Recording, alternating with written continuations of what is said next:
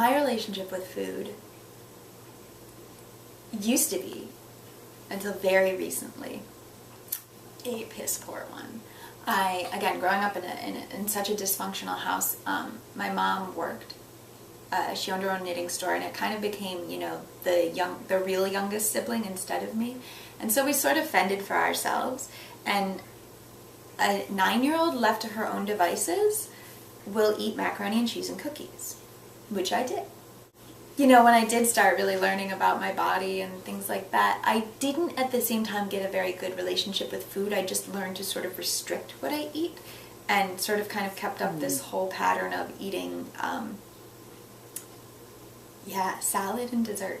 Those are my two main food groups. So, and that was how I could kind of keep my weight down, and then, you know, with exercise and things like that. And then I found the world's most disgusting thing.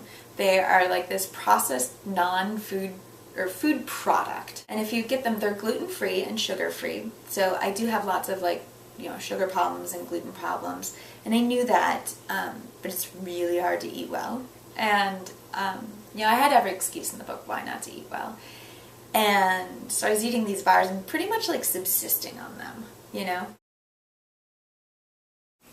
I mean, food is like one of those things that it's like, oh, I can eat my feelings, which I hate to some extent how much like chicklet and women's lit and things like that have lampooned that feeling, so that when we have it, like when I have it, I feel like I'm a walking Kathy cartoon. Ack. Ack. Right. I just want a cookie. You know, I'm learning, you know, how to nourish myself in a way that really feels good to me. And you know, now I eat food that I can pronounce the names of. I eat food. I was really daunted going into this whole cleanse. Like, I was kind of in the back of my mind being like, okay, when am I going to cheat, you know? And I got kind of 3 or 4 days in, and I felt so proud of myself that I could live up to my ideals, you know?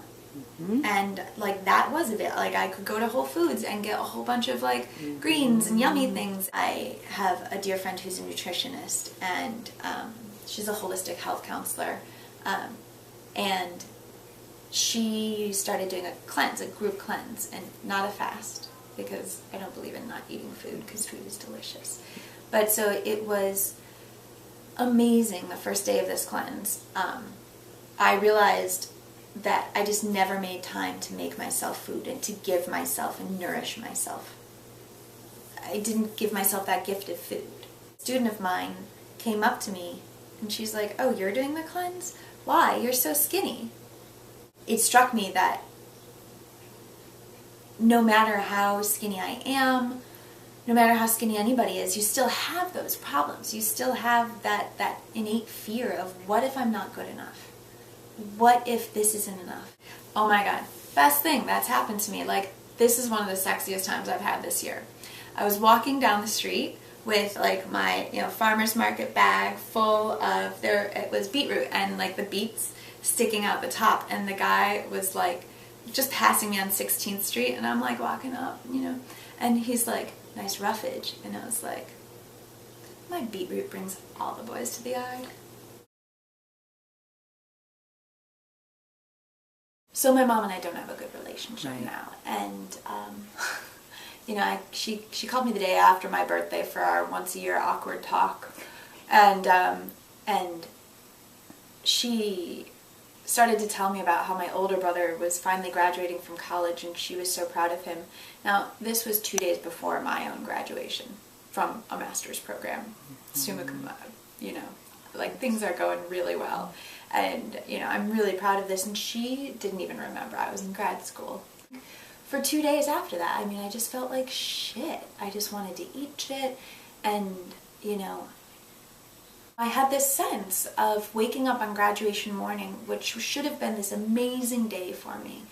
And I had this sense of really just not feeling like a daughter, not feeling like a sister, and not having that deep innate feeling that like love is my birthright.